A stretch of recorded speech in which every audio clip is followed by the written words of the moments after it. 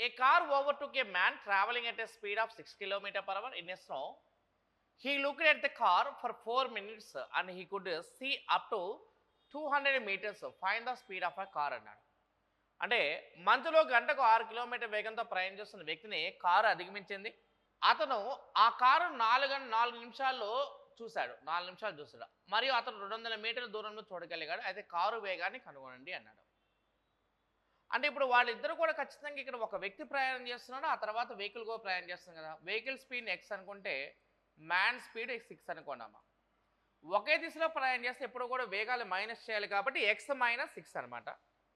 వాడు ఎన్ని మీటర్ల దూరం వరకు చూసాడు? 200 మీటర్లు. ఆ తర్వాత ఎన్ని నిమిషాలన్నా 4 నిమిషాలంటే 240 సెకండ్లు అనమాట.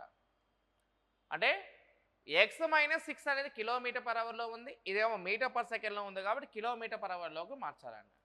అంటే ఇంటూ 18/5 చేయాలన్నమాట. అది 0 and 0 cancel and 6 3s 6 4 420లో 5 times పోతే 5 క్యాన్సిల్ అయితే ఎక్స్ వాల్యూ ఈజ్ ఈక్వల్స్ ఎంత అంటే -6 వరకు వస్తే ప్లస్ అయితే 6 + 3 అంటే ఎంత 9. అంటే డి ఆప్షన్ ఆన్సర్ అనమాట. అంటే ఎక్స్ వాల్యూ ఈజ్ ఈక్వల్స్ 9 అంటే 21కి డి ఆప్షన్ ఆన్సర్.